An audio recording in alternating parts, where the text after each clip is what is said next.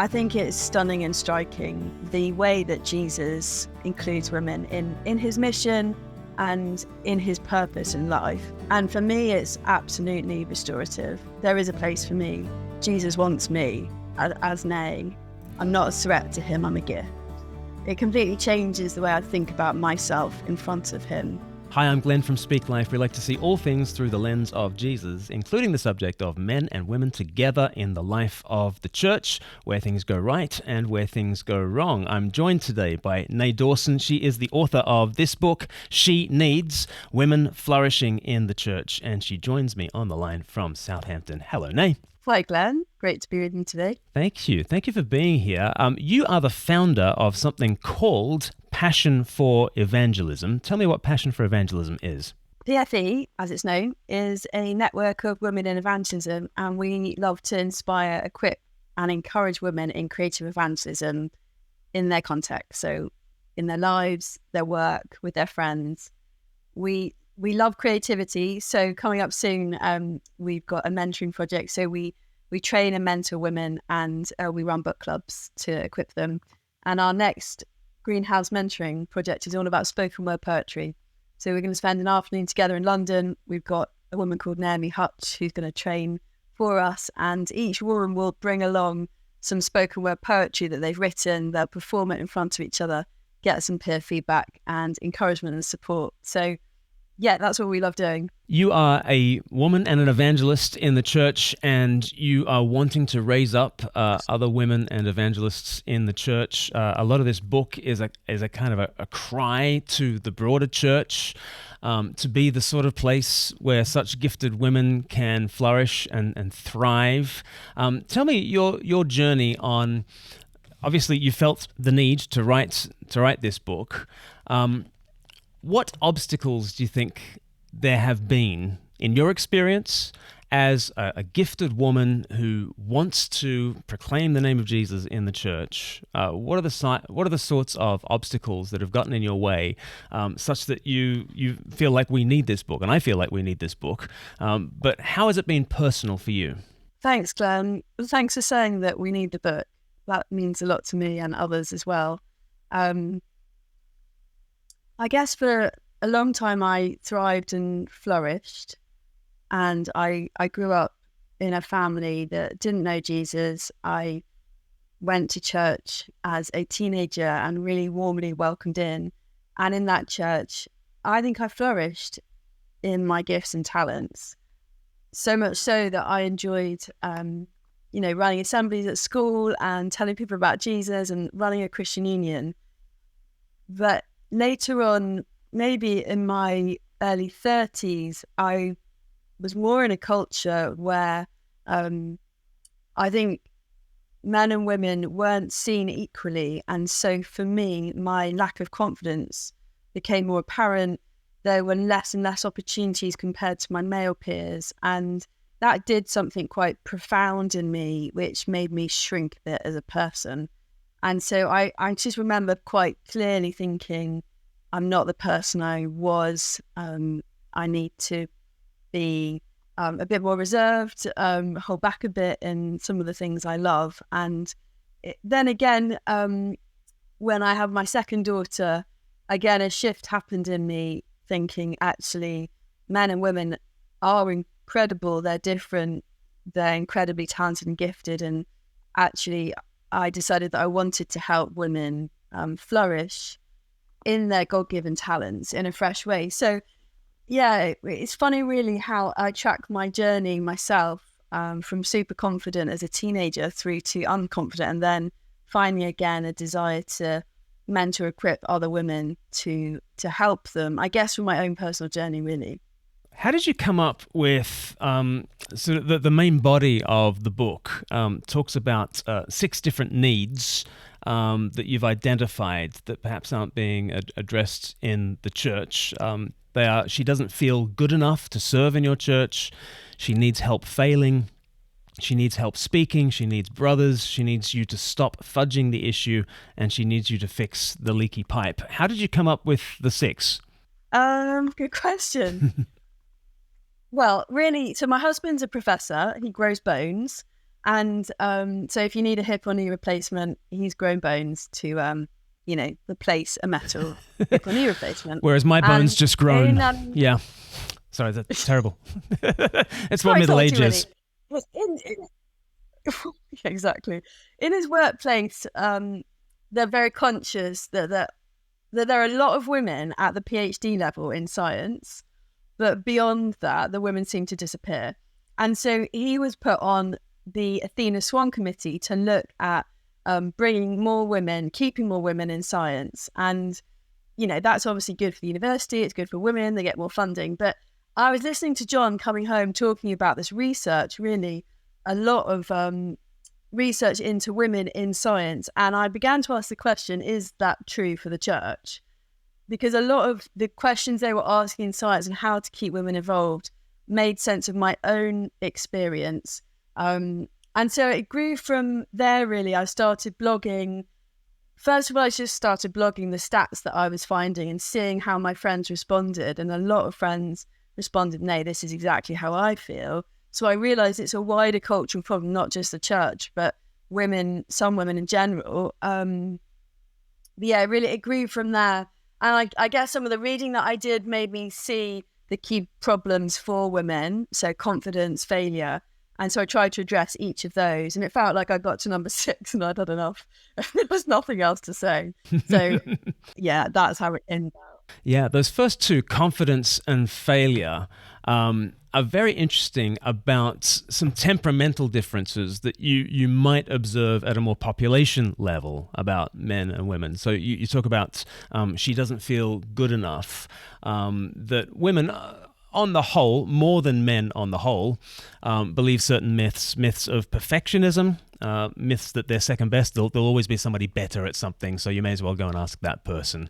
And the myth of headhunting, the myth that, well, if I was good enough, then somebody would come and just headhunt me and get me to do the role, rather than me asserting myself and putting myself forwards. So what was striking to me about that is, you're very comfortable to say there are temperamental differences at a population level between men and women, and we need to take those into account. And I guess I feel like as a man, I'm less able to point to temperamental differences between men and women without the accusation of stereotyping coming in. Am I being overly sensitive to that? Should we all just press into these temperamental differences a lot more and just name the thing? Yeah, I mean, of course, there are some women that are not going to associate with what I'm writing. So a friend wrote to me and said, "Nay, I love your book. Thanks for writing it. None of it really associated with my experience, apart from she needs you to fix the leaky pipe." So there are some women for whom they don't struggle with confidence and failure. Then there's going to be some men who are reading it thinking, this is for me. It should be he needs, not just she needs. So, yeah, of course, within, male and female, there are going to be differences. But I think why I tried to go for social science research is that I wanted people to see this is generally a problem. It's backed up by research. And particularly the failing one, just looking at sports. So high athletic NBA basketball players, and looking at the differences between men and women and how quickly they bounce back from failure on the court.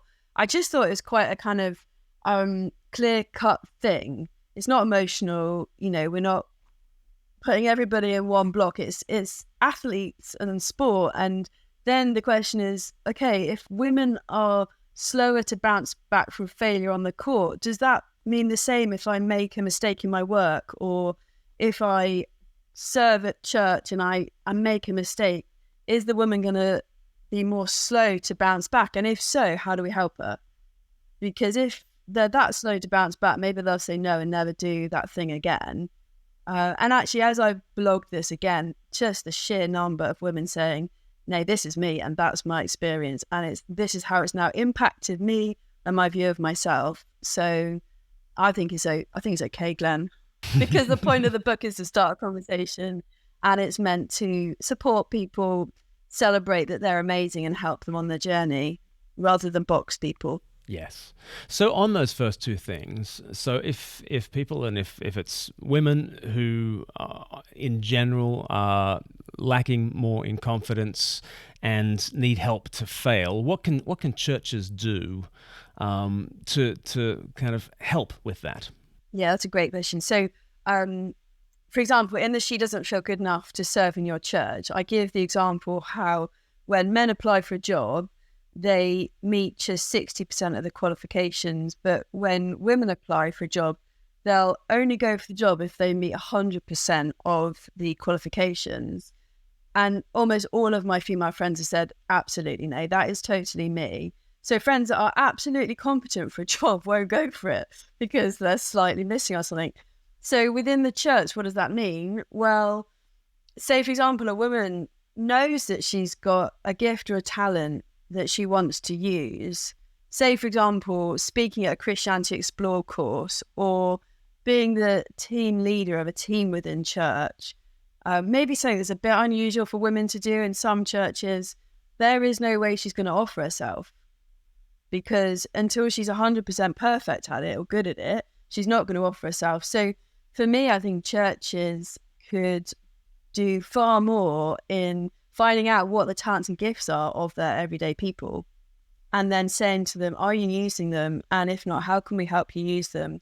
And for example, I suggested a friend should speak at a conference and the conference organisers asked her and she said no. And they were like, why not? And she's like, well, I'm not good enough.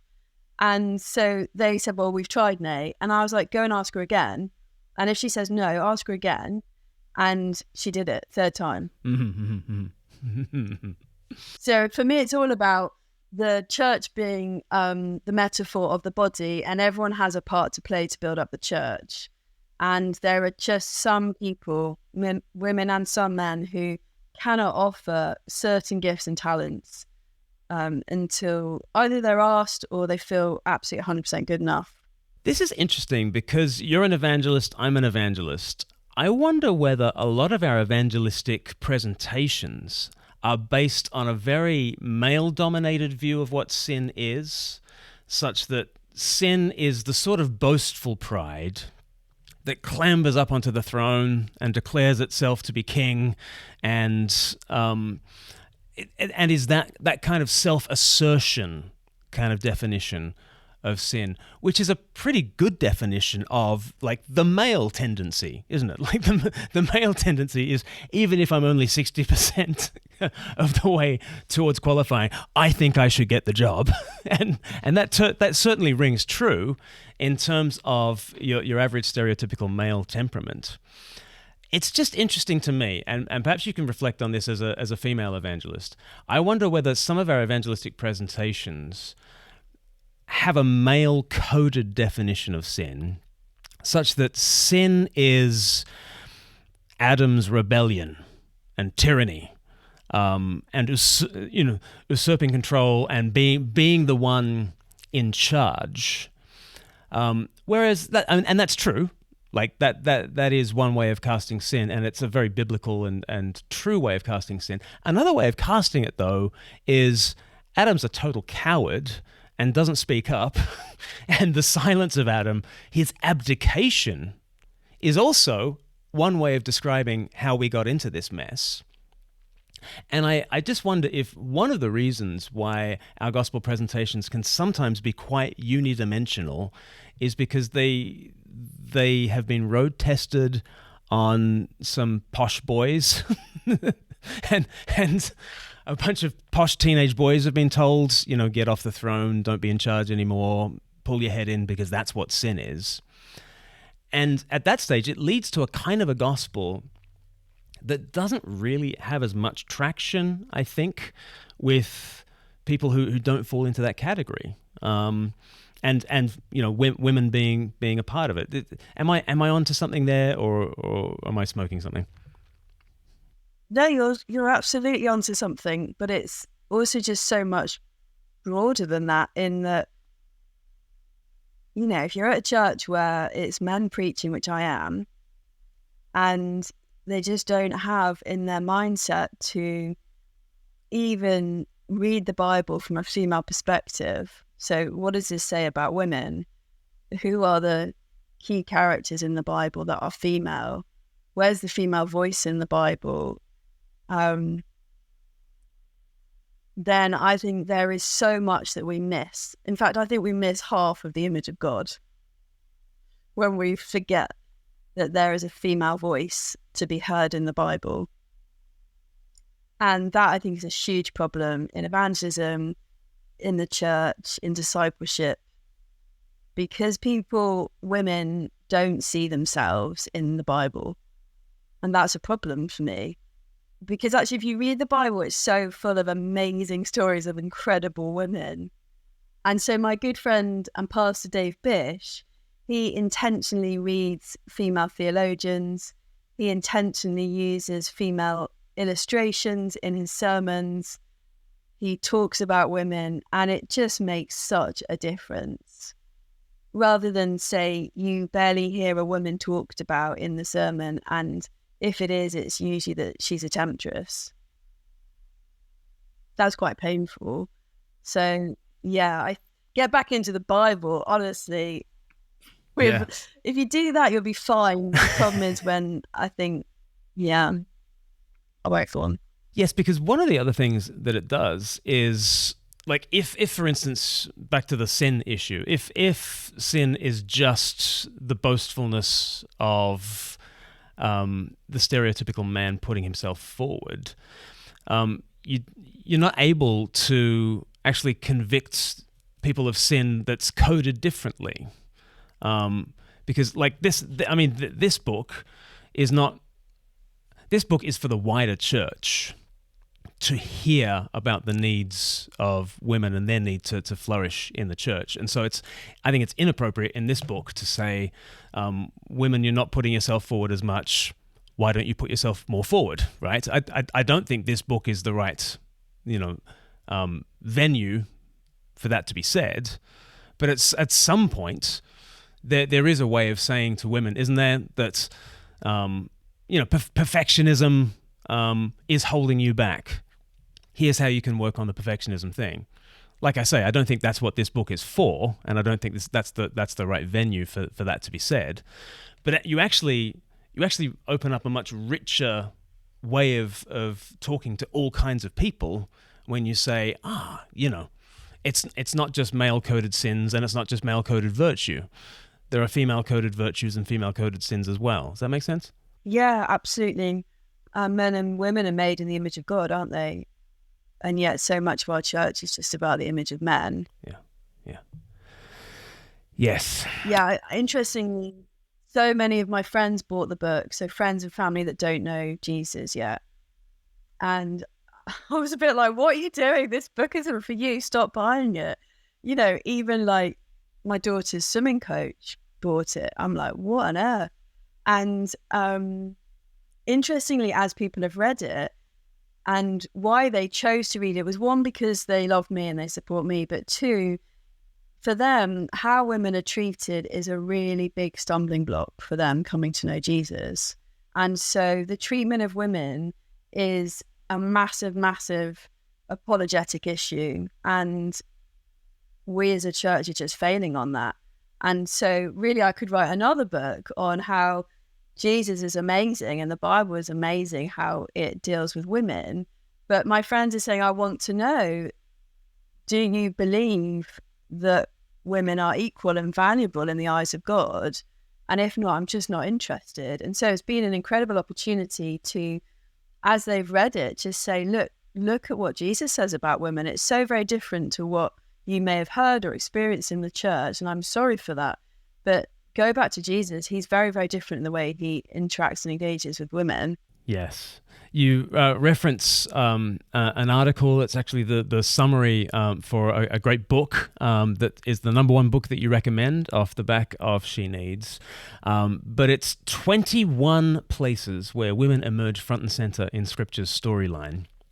And it's by Eric Schumacher, who wrote his book together with Elise Fitzpatrick. And so here are 21 events from Genesis to Revelation in which women play key roles in redemptive history. Number 1, a woman's absence is the first thing declared not good in creation. Number 2, the first woman is named as being at enmity with the serpent. Number 3, a woman will give birth to the serpent-crushing seed, the Messiah. Number 4, a woman is the first and only character in the Old Testament to confer a name on God. That's Hagar. Number 5, women act bravely at decisive moments to preserve the endangered line of the seed, often in the midst of vulnerability and oppression. So we think of Tamar or Hebrew midwives, Rahab, Ruth, Esther, and others.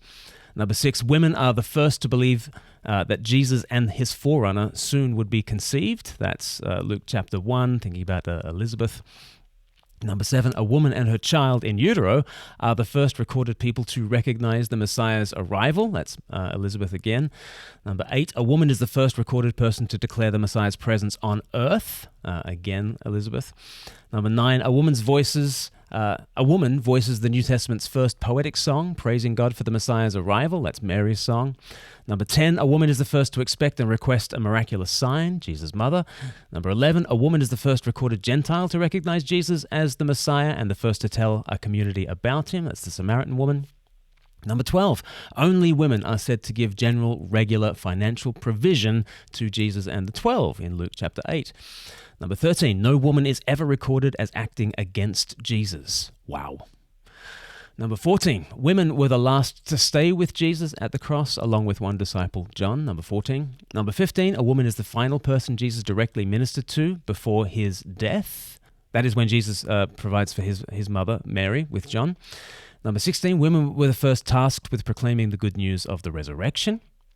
Number 17, a woman is the first to see the resurrected Lord and also the first to touch his resurrected body. That's Mary. Number 18, a woman is the first to hear the resurrected Lord's voice, and the first name he utters is a woman's, Mary. I love that. Oh, I love that line. Number 19, women being mistreated and overlooked is the impetus for appointing the first deacons in Acts chapter 6. Number 20, of Paul's 4 greetings that include specific names, a woman's name is listed first in 3 of them, which is fascinating. And then number 21, a woman's voice, aside from John as the author of Revelation, is the last to be quoted in the Bible. The Spirit and the bride say, come. So as you read about all those ways in which women are front and center in the scriptures, what does that do to your heart?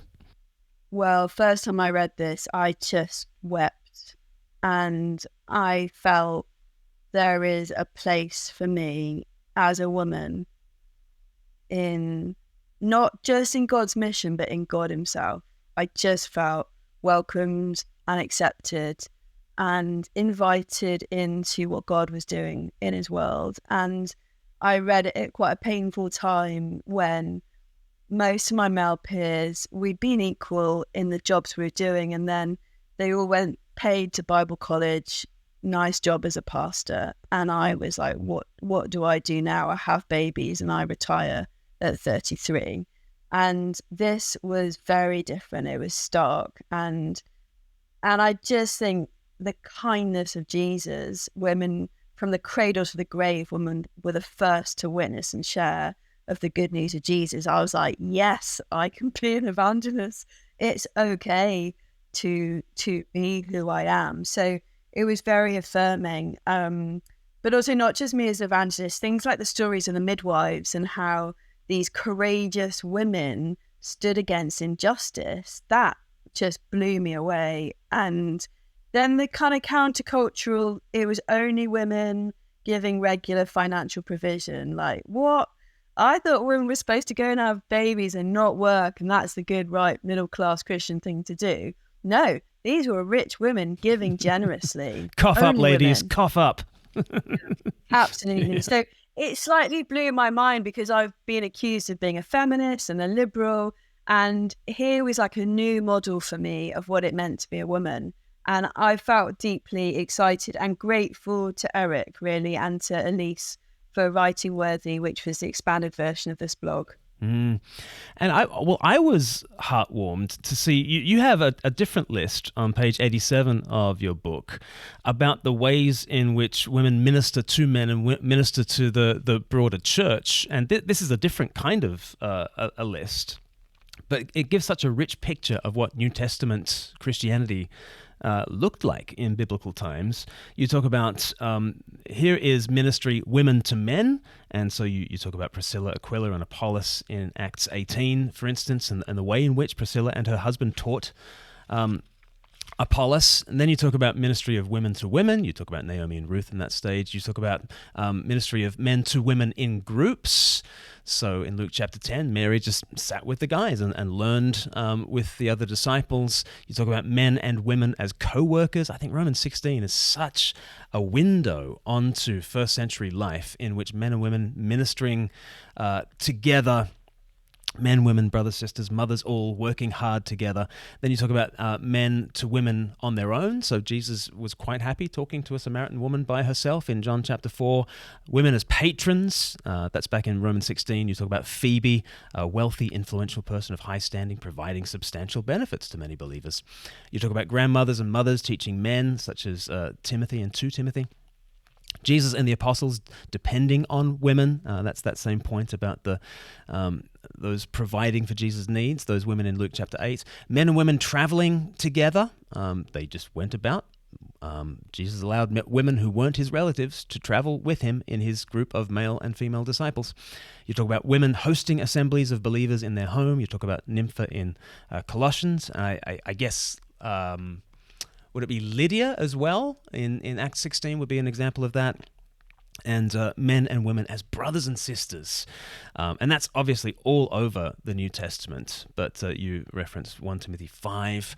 That brothers and sisters thing, we really need to lay hold of that again, don't we? That in the family of God, there is just something so wholesome and equalizing and ennobling and joy-filled, actually, about reclaiming that vision of brothers and sisters in the church, wouldn't you say? Yeah, absolutely. And I think it's the antidote to so many other things and other problems. So, even in the last few weeks, I was at a conference and there were men there that couldn't look me in the eye. I was on a small group discussion of 4 people and I looked at this one guy. I eyeballed him for 10 minutes. He didn't look me in the eye. And then I asked a church leader recently if I could meet with them to discuss something. And he said that he'd be bringing along a family member whilst we meet to discuss. So I think there's so many situations where I've begun to wonder what's wrong with me. I am not a deeply attractive person, and yet men don't seem to be able to spend time with me on their own. And I have no history of adultery. I'm firmly committed, 20 years actually this year, married to my husband. Congratulations. So for me, having a list like this just affirms again that God has gifted women and that there's something quite wrong with certain aspects of the church. In terms of like men learning from women, like men out there, when did you last learn from a woman like theological stuff? Like heavy, weighty stuff or anything like women often read 50% male and female authors. Men will read majority male authors.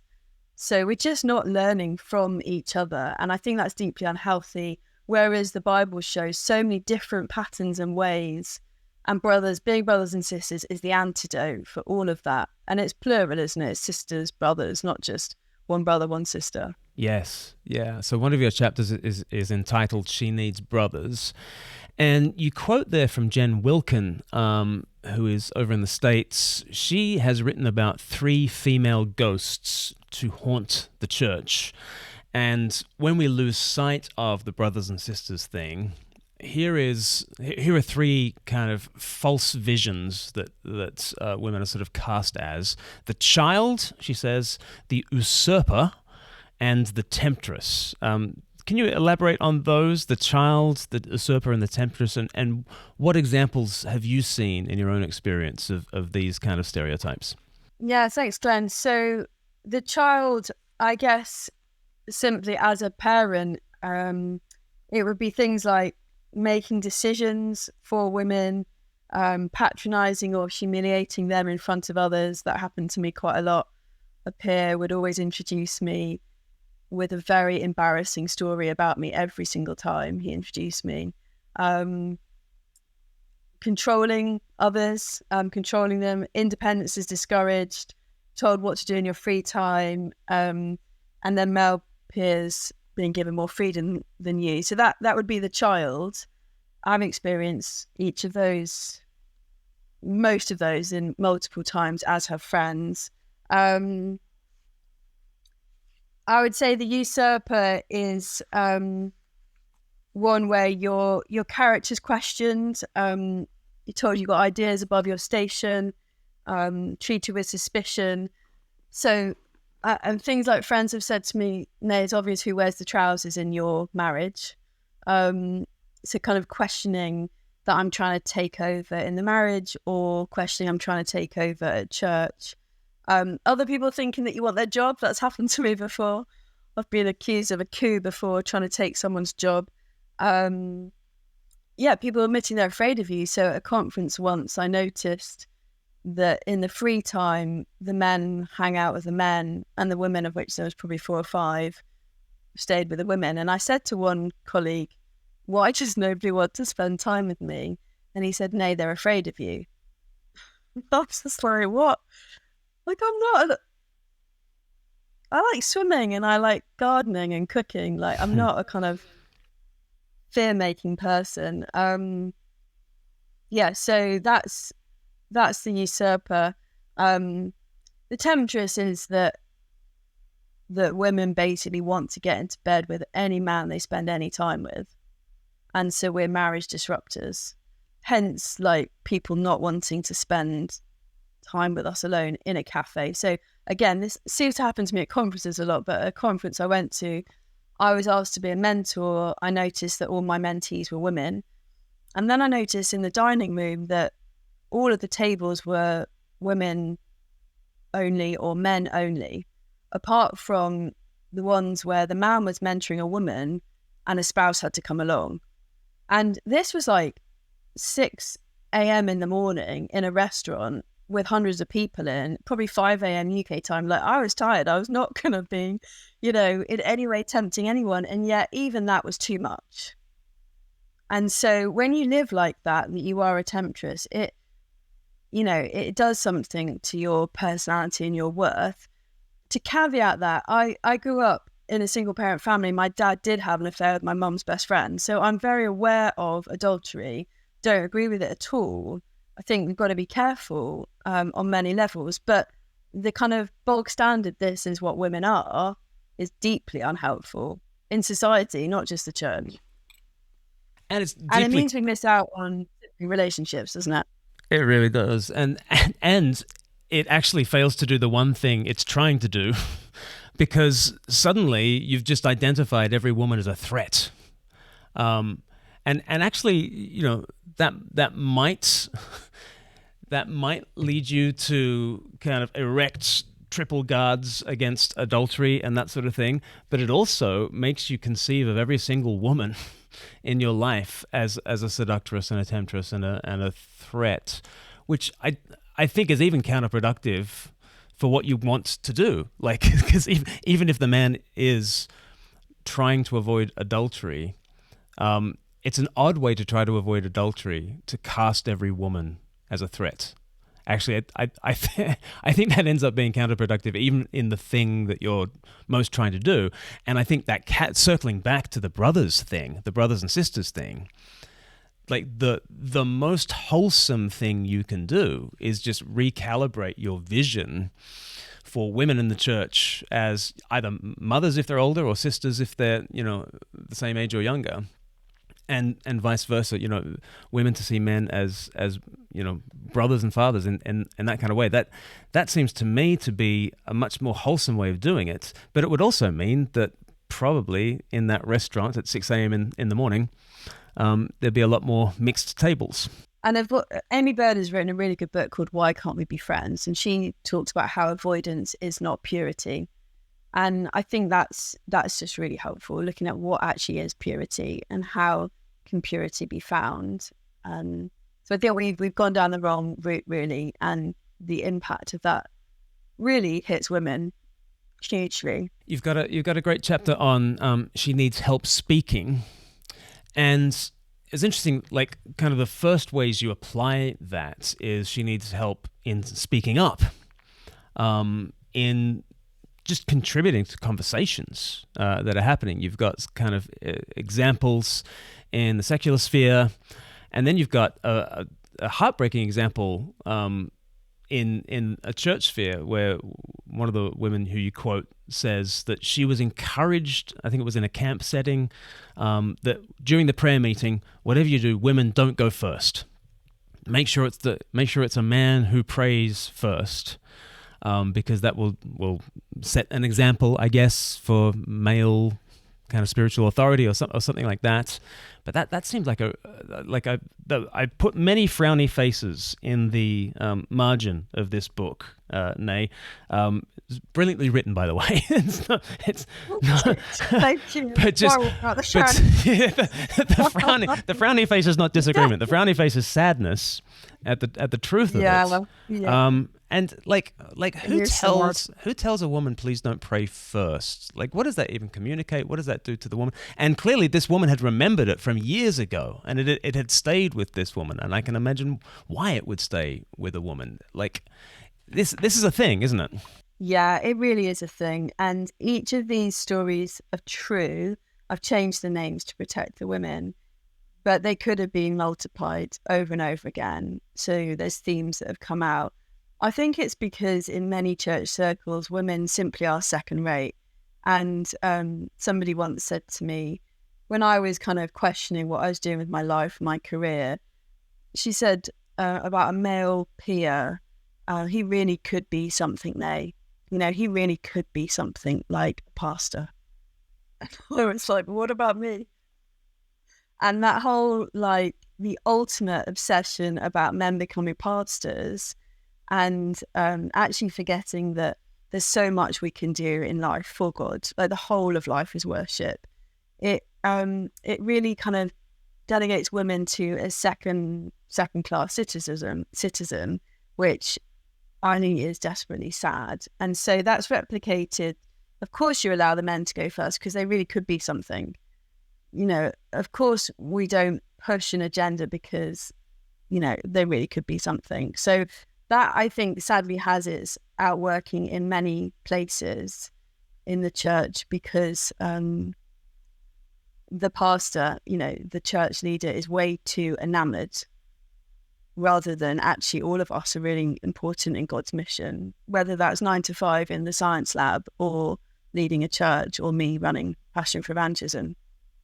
And the stories are sad. Like, I really wanted the stories to be told because, one, telling your story brings hope, but also I just wanted to diagnose a problem. I didn't want to give any solutions. I wanted people to sit in the fact there is a problem and in that wallow a bit and feel sorry for women and then do something about it, bring some change, because there are so many simple changes that could be made that could liberate women to build up the church. It's just crazy how simple some of these things are. And then some are much more long-term and slow. But Glenn, even you having me on this podcast, reading my book will mean something to women out there.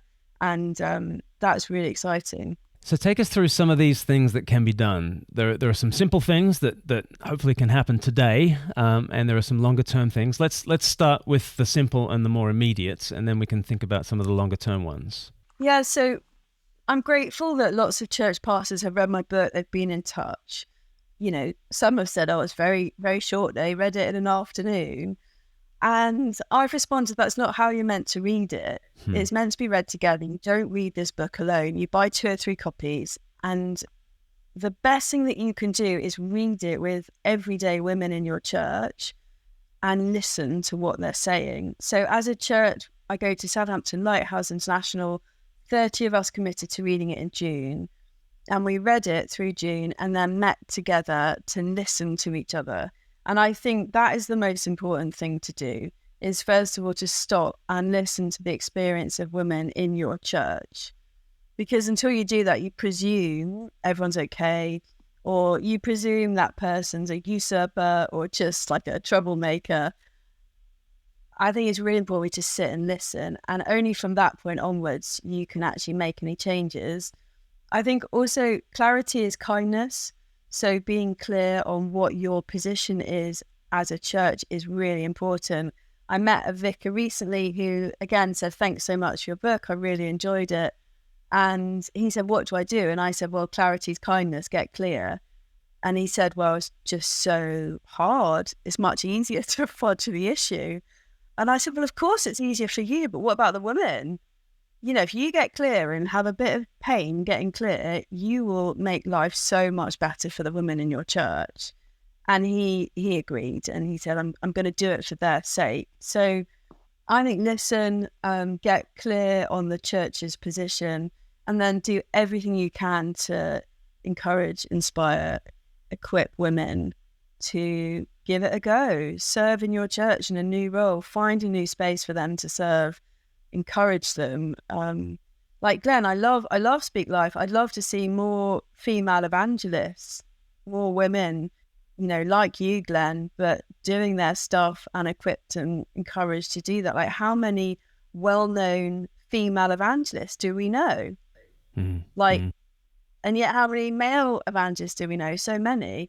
So there's a lot to be done, I think, that is actually could be quite enjoyable, like listening and making changes. Yeah. And so for those outside the church looking in, there might be people, you've kind of mentioned it as an evangelistic apologetic issue. There'll be people looking in at the church thinking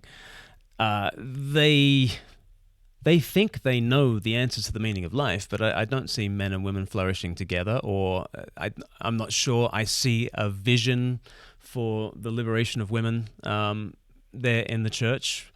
What would you say to a woman looking in and figuring out, does Jesus really have good news for me?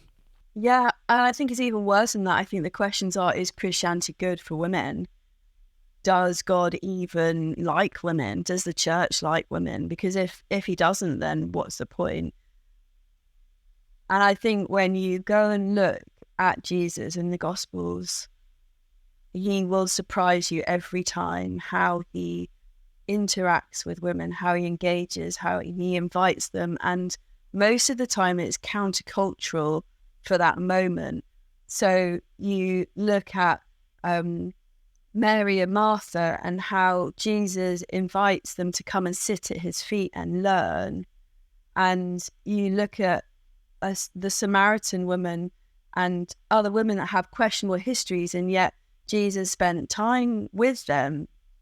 And then he encouraged them to use their voice for him. So I think if you are in doubt about whether Christianity is good for women, just for a little time, stop listening to what you hear in your church and instead go and read the Gospels again with a view to how does Jesus interact with women and for women. I think it's stunning and striking the way that Jesus includes women in his mission and in his purpose in life. And for me, it's absolutely restorative. There is a place for me. Jesus wants me as Nay. I'm not a threat to him, I'm a gift. It completely changes the way I think about myself in front of him, which is brilliant. Oh, it's more than brilliant, isn't it? Yeah. Yeah, you're not a threat, you're a gift. Yeah, that's true in Jesus' eyes. Yeah, let that be true in the eyes of the church family as well. So, Nay, the book's been out not long now, but have you been pleased with how the book's been received? What's it made you think about the thesis of the book, about the problems that you're addressing? Have you heard more stories now that the book is out there? Yeah, I've heard so many stories. A friend of mine read it and said, Nay, I associate with almost everything you say. She said an end result was I climbed back into my loft and I opened up the box which she had labelled theology books for the past. Huh. And she said, I brought me down out of the loft and I decided to start reading theology again. And she's in a church where there's no scope for her to teach apart from kids and youth. But she wanted to just start reading theology books again. And for me, that was incredible. I've had other women get in touch and say, absolutely associated with everything you said. I want to find a place for me to serve in my church. I just don't know how.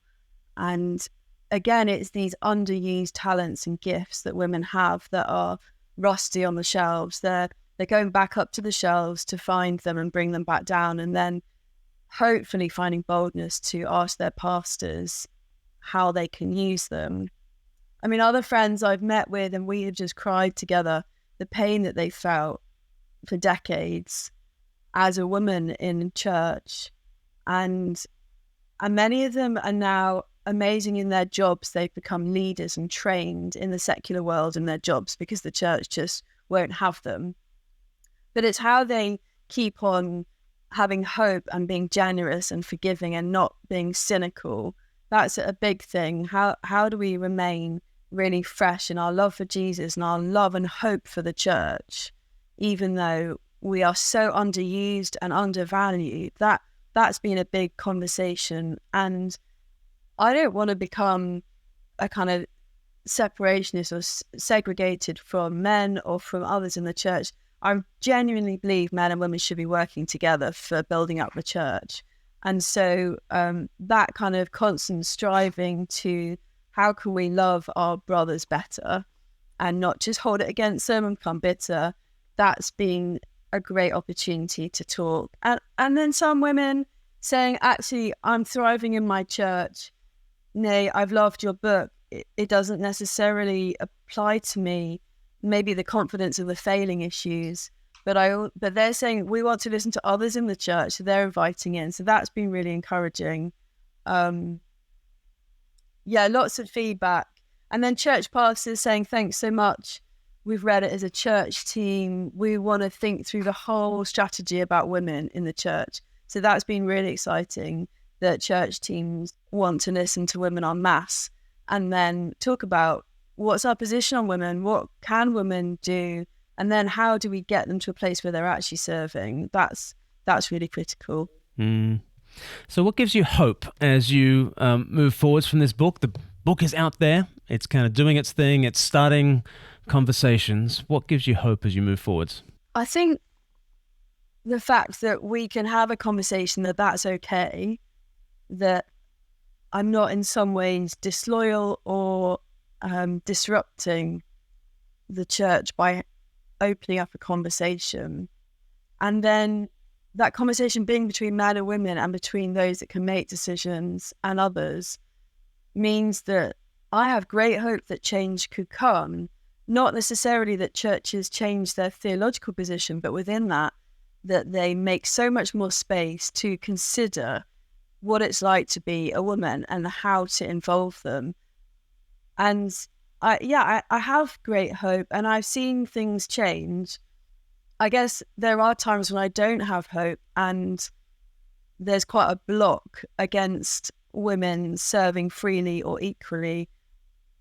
But I think most of the people that I've heard from are positive, maybe not so much for change in their church, but they have been changed by what they've read, and they have felt heard because somebody is naming it, and they then can process their own story because they're hearing other people's stories. So for me, the fact that one or two women I know locally have read it and feel heard and feel they can begin to process some of that pain, that's everything to me. I think I can probably retire now.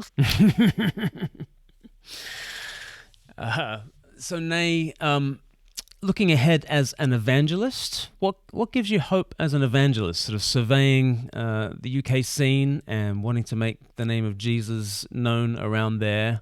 What do you see that God is doing with this particular time in the harvest field that He's given to you? Yeah, thanks, Glenn. I mean, I'm really encouraged at church that we're a city centre church, and every week there are new people coming. Often they want to find out more about what church is like, who Jesus is. They've done a quick Google search. Our church has popped up and they've come along. So I'm really excited about that. I'm also excited about my own friendships. So I love river swimming. I run a river swimming group, and I'm committed to local parents and mums and spend a lot of time with them. And particularly in those friendships, people are now daily asking me questions. We've gone through quite a bit of suffering in my friendships, physical suffering, and that has opened the door for conversations. But also writing this book, people just keep asking me about what kind of God wouldn't want women as part of his team. And they're like, yeah, Nay, you should just leave the church. But actually, I've been able to give them such a vision for who God is that has been my best opportunity in these last few months. And I'm just delighted. I think I might write more books just so I can talk to my friends. I guess people are really interested in ethical issues and justice, aren't they? And this feels like an area of injustice, the way women have been treated throughout history and through the church. And so people want to talk about that. They want to know, is God a just God? Does he care about justice? So that's been phenomenal, the opportunities. It hasn't always been like that. We've lived here for 20 years in Southampton. These friends I've been friends with for 10 years plus. I'm not saying it's like that all the time, but right now it's a season of conversation that I've never seen before. So I'm excited. I try and answer questions where I can, try and give a hope, try and send Bible verses by WhatsApp, invite people to church, speak of Jesus. And as often as I can, I just do what I love, and I do it often, do it with others. And that seems to create opportunities to talk about Jesus. Do what you love, do it with others, do it often, and bring Jesus with you. That's a brilliant word on how to share the gospel from here.